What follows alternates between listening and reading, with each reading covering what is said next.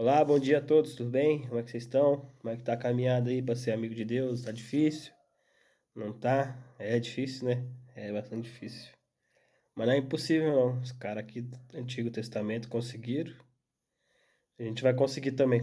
Antes de começar, vou deixar um link aí, um canal do amigo meu, o Everton Alonso. Ele tá fazendo a leitura bíblica anual desse ano, 2024. E dá bastante trabalho, ele grava todos os dias. Ele lê um capítulo da Bíblia. Na verdade, ele não lê um, ele lê quatro, cinco, depende do dia. Mas o objetivo é ler a Bíblia inteira em um ano. O Novo Testamento uma vez, duas vezes esse ano mesmo. E acho que é os Salmos também, se eu não me engano, é duas vezes também. Então, se você puder entrar no canal dele lá, vou deixar o link aí. O cara tá fazendo um grande trabalho aí e tá edificando muita gente. Ó, ele tá com quase 500 inscritos. Então dá uma força aí, compartilha aí o link dele aí pra ele bater os 500 aí pra ajudar ele nesse requisito de chegar aos 500 aí que é importante para ele no YouTube. Ele alcançar mais vidas. Beleza? Então vamos lá. Hoje eu vou falar, eu não vou ler a história, mas a história você pode encontrar ela em Gênesis 1. É o nascimento de Ismael. Ismael era um filho, foi um filho de Abraão com a egípcia dele, a Agar, que era uma serva que vivia na casa deles lá e pertencia à família deles. Então é o nascimento desse filho aí. Não é o filho prometido que Deus prometeu para ele, tá? Não é o Isaac, é o Ismael. Mas eu vou resumir a história. O Abraão tava de boa, vou falar do meu tema. O Abraão tava de boa na sala. Aí Sarai olhou para ele e falou: pô, tá lá no, eu tô lendo lá no capítulo, no versículo 2. Pô, já que o Senhor me impediu de te dar um filho, então tem a serva H ali. Você pode ter um filho com ela e tentar dar um filho com ela, né? E Abraão olhou para sua esposa, geralmente o homem não fala não para mulher, né? E aí aceitou. Tá bom, vamos lá, vou tentar ter um filho aí com essa mulher aí. E aí no versículo 4 ele possui a Agar e ele engravida ela. Quando ele viu grávida, foi o que eu falei ontem.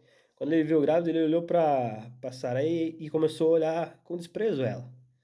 E aí ela começou a ficar triste, falou, poxa, a mulher lá engravidou, a nossa serva lá engravidou, você vai ter um filho com ela e agora você está me rejeitando, né?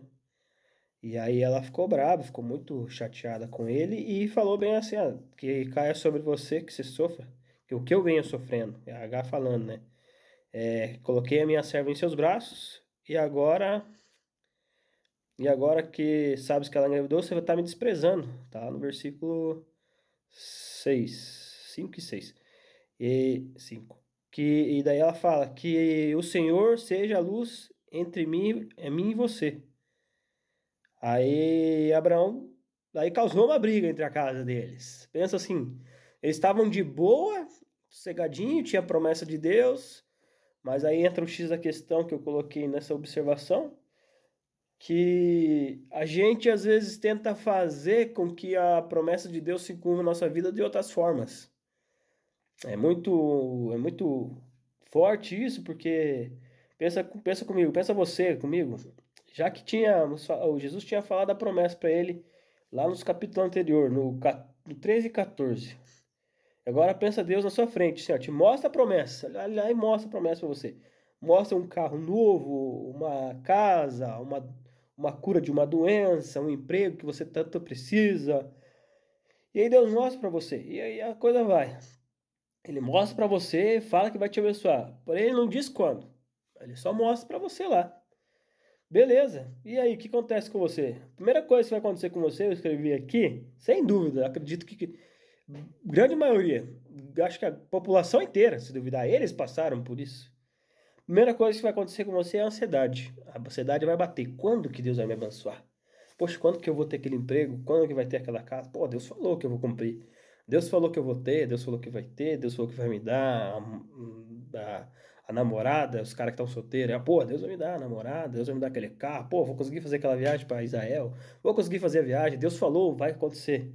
Primeira coisa que passa é a ansiedade. A ansiedade vai bater forte em você. E a próxima coisa que vem é a raiva. Você fica frustrado. Porque a coisa demora para acontecer. E realmente ela vai demorar. E aqui aconteceu. Na Bíblia aconteceu. Deus falou que ia dar o Isaac para ele. Para Sarai ele não tinha falado diretamente, se eu não me engano, tá? Mas eu acho que ele não tinha aparecido para ela ainda. Ele aparece na aliança com, com ela. Mas no 18, Deus aparece para ela também e fala que ela vai ter um filho. E ela ri, tá? No versículo 18, 15. Ela deu risada, ela riu, porque ela tinha idade avançada, ela não creu. Deus estava ali para ela ali, falou assim: "Não, você vai, não, você vai ter um filho". E ela com a idade avançada, ela ri. Pô, é impossível. Então, às vezes para você, para nós, para você, para mim, umas coisas é impossível. É impossível mesmo. E aí o que que a gente faz? A gente pega e tenta fazer com nossas próprias mãos. E é a mesma coisa, por exemplo, um cara, até que você viu aqui, se um cara vai falar que vai fazer um Pix para você, vou te pagar tal coisa lá, e você fica esperando. E aí você vai ficar com raiva, você vai ligar pro cara, o cara não vai te pagar e acontece isso. Então a gente tem que fazer o quê? Evitar de fazer as promessas de Deus com as nossas próprias forças. É o que aconteceu aqui. A Sara viu que Abraão, às vezes até Abraão estava triste aqui, pensando também, estava triste no canto, menino ali, sem filho, tadinho, esperando a promessa. E a Sara queria ajudar ele, e aí ajuda de uma forma totalmente errada, né? E aí, beleza, né? Então imagina você com Abraão com o tempo, que eu falei também. Deixa eu achar aqui. Abraão vai, oh Deus, tempo. Verdade, isso eu já comentei. Que imagina a gente hoje, a gente não tem o Deus físico à nossa frente. Deus não vai aparecer na nossa frente e vai falar. Ele vai falar através de palavra, vai falar através de pastor, através da Bíblia. Deus vai fazer isso, dessas formas. Abraão, imagina você na frente, poxa, imagina você na frente de Deus, assim, Deus te falando que vai te dar a coisa. Será que a gente ia continuar sendo o mesmo? Será que a gente não ia pecar? Será que a gente ia ficar tranquilo, tá? Talvez sim, talvez não. Aí depende, né? Imagina, Deus aparece para você e fala, pô, vou te dar tal coisa, eu vou mudar a sua história. Então, a história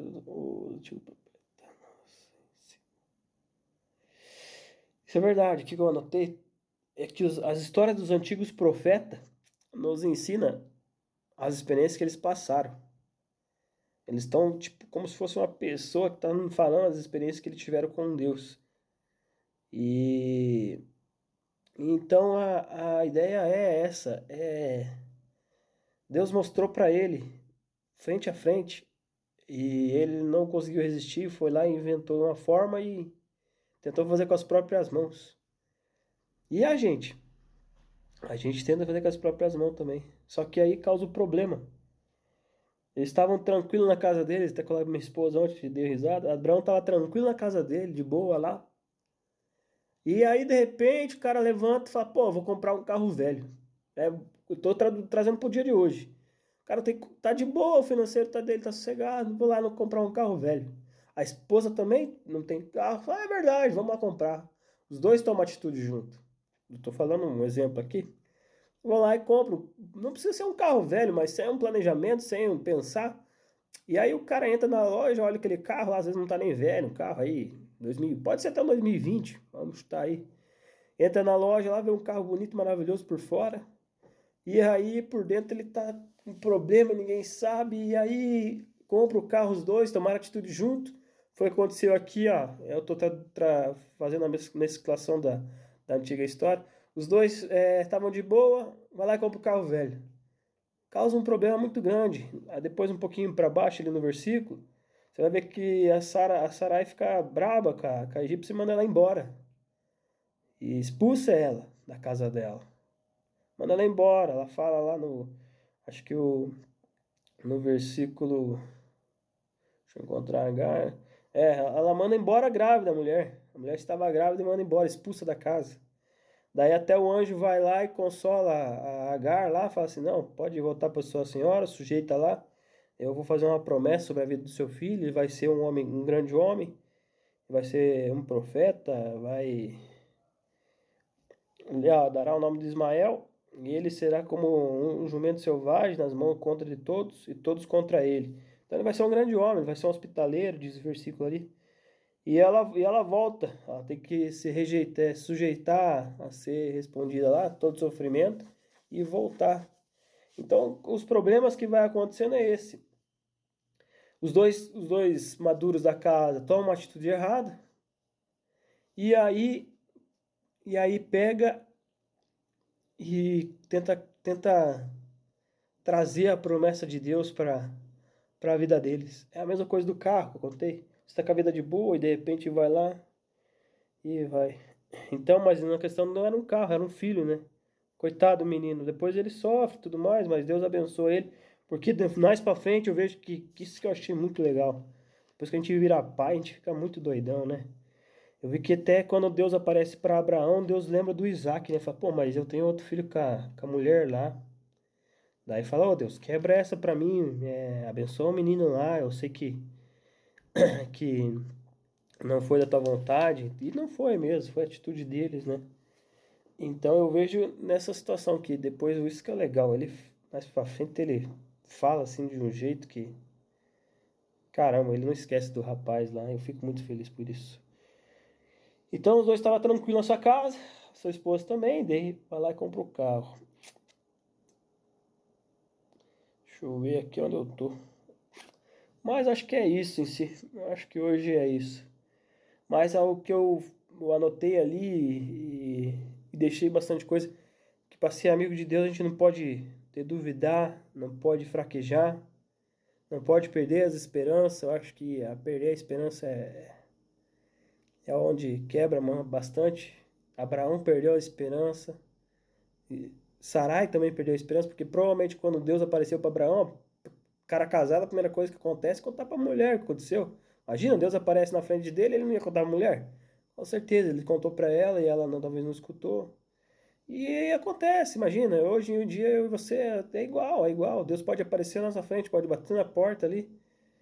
E às vezes a promessa de Deus é para daqui 10 anos. E a gente quer o que para hoje? Com a tecnologia que está aí, com o mundo que que a gente vivemos, a gente quer para amanhã.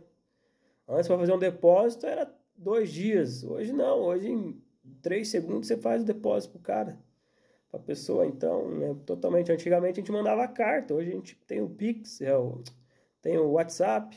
Então, é muito rápido. Dar uma notícia do outro lado do mundo, antigamente demorava quanto tempo do outro lado do mundo? No jornal, papel, e olha lá ainda. A gente nem ficava sabendo 3, 4 dias depois. Tô falando antes da TV. Talvez no rádio, quanto tempo demorava? Eu não fiz uma pesquisa sobre isso, mas dá uma notícia lá no Japão, quanto tempo demorava para chegar no Brasil? Será 2, 3 dias? Então é isso.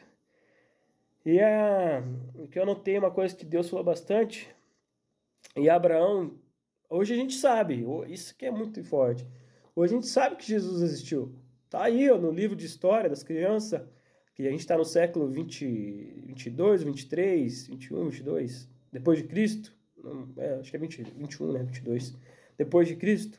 Tá aí nas histórias. Então Jesus existiu. Ele existiu. E a gente tem duas provas que a Bíblia é verdadeira. No Antigo Testamento conta a história antes de Jesus e depois, para frente, Jesus chega à Terra, ressuscita e prova que ele era o Filho de Deus. Isso é fé, a gente tem que ter a fé. Mas Abraão aqui, ele não tinha a tecnologia que nós temos hoje. Ele não tinha, eram os papiros lá, os Antigos Testamentos sendo escritos. E eu nem sei se já era escrito. Estou te falando aqui, depois eu dou uma pesquisada e deixo nos comentários. Eu nem sei se era escrito. Então a única coisa era a fé. Então por isso que Abraão era pai da fé.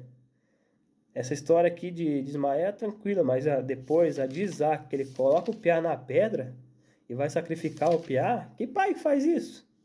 Que pai que depois ele consegue ouvir tão forte a voz de Deus que ele chega a esse ponto de colocar o filho na própria pedra e ia sacrificar.